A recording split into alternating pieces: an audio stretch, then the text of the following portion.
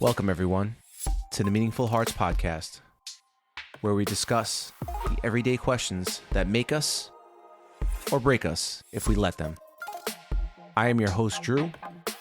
Take my hand and let's walk this journey together.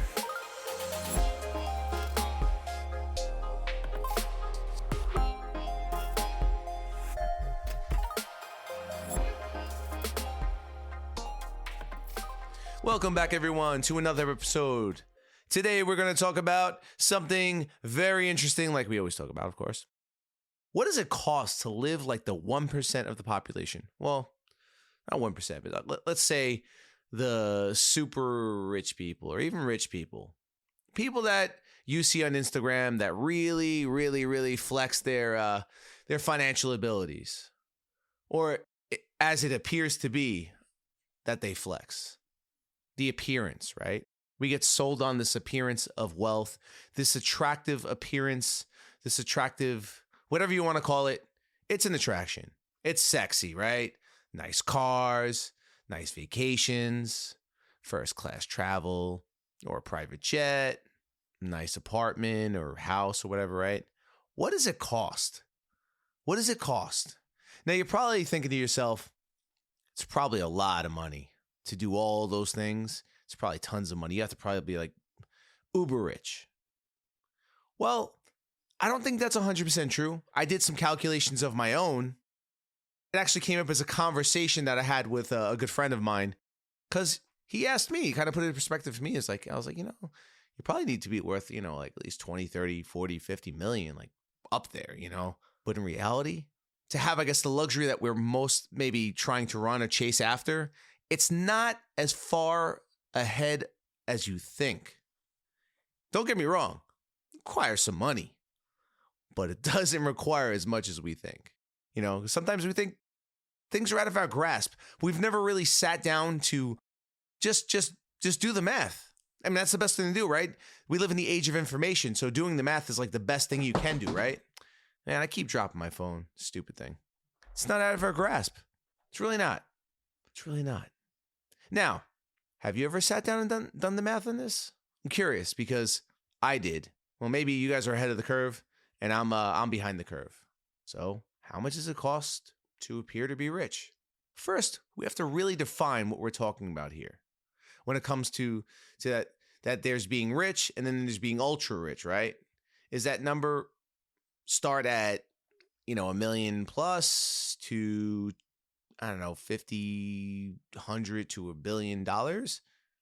Well, I would say, yeah, there's a gap between, being, several million, few hundred million to $1 billion, right? There is a gap there. And they do have the abilities to do things on this planet that require an absurd amount of money. But at the same time, the requirements for those things also require you to be active. And even then, it's a stretch for somebody who has that much money. You're not going to buy a private jet if you're worth a couple million or even 30 million. It doesn't make sense. And here's why. Mathematically, right? To maintain a private jet, just to own one and then maintain one is a lot of money. It's absurd. Fueling it, the whole nine. It's easier just to rent one. A private jet only costs about $4,000, $5,000 per hour. Now, if you really calculate that, you do a round trip, maybe a few hours, going to said location and then a few hours back, that's about 4, 8, 12, about 12,000 per way, right? And you're like, wow, that's crazy. But think about it. It's a private jet. And this is only if you were the only one on it. But what if you were on it with other people? And maybe you split the cost. How much does it cost to fly first class? About $1,000 or so, right? Think about it. But if you divided this up amongst other people that had some money, and if you're getting on a jet, most likely, and you had a couple of friends with you, if you really want to do it, you could. Now, let's keep in mind, we don't know who these friends are. We don't know how much we're making first yet. So let's just like I said, we'll just say pretend that you're the only one flying. We'll just do this straight off of you.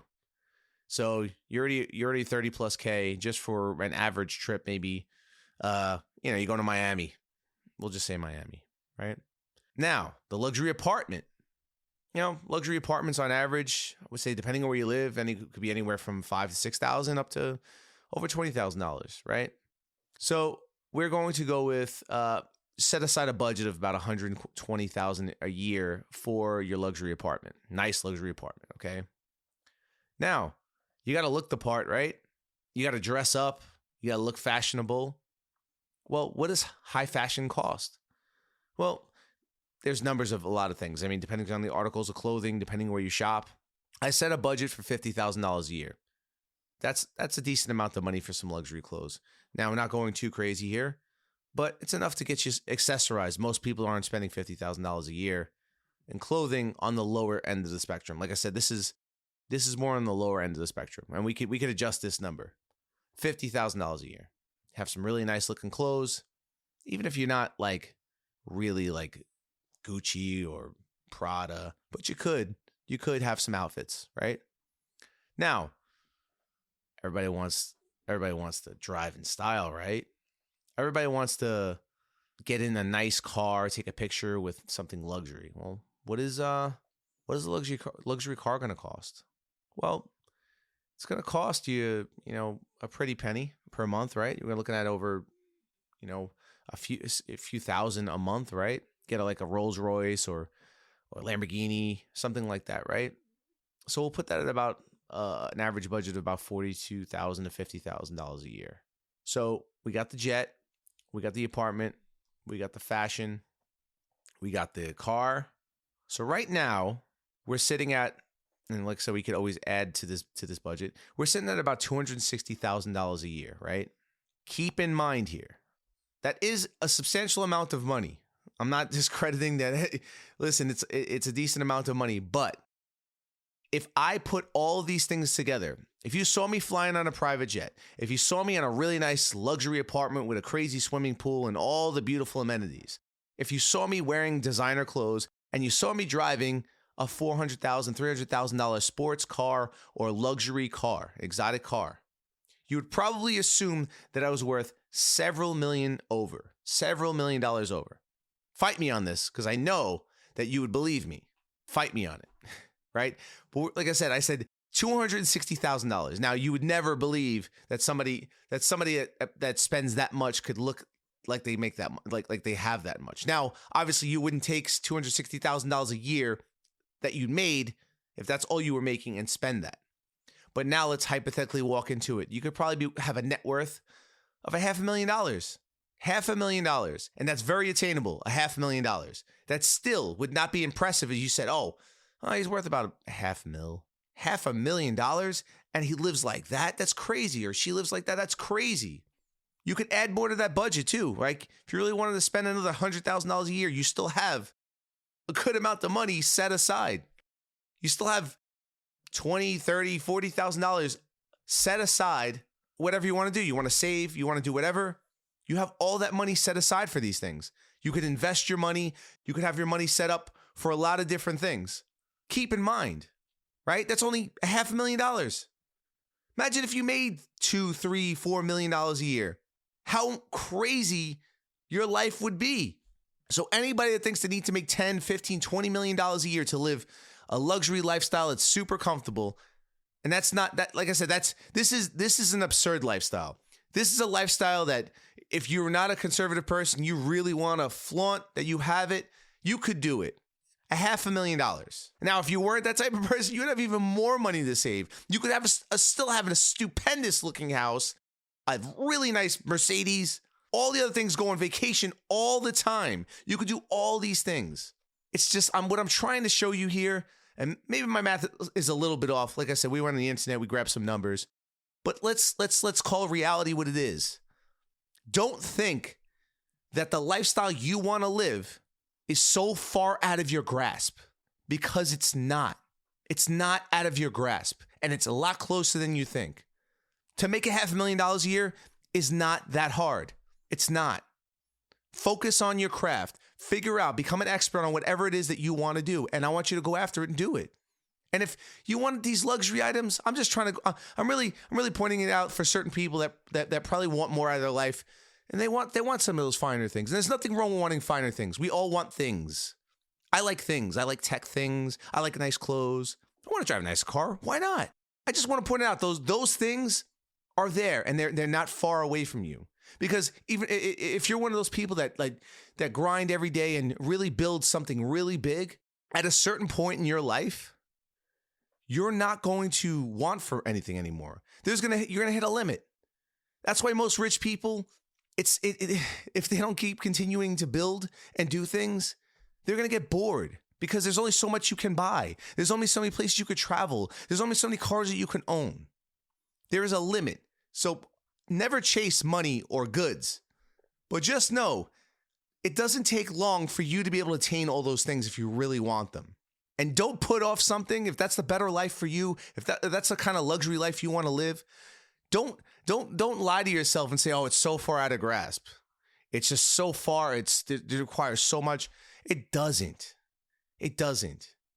I don't want you to chase it, but I just want you to understand that a better life for you that you want for you and your family or whoever it is, if you really want the finer things in life like that, it's not far out of your grasp. It's really not. You just got to go out there and work for it. Just do the math. Sit down. If there are things that you want in your life, sit down and do the math. Look at your expenses. Look up the costs of things.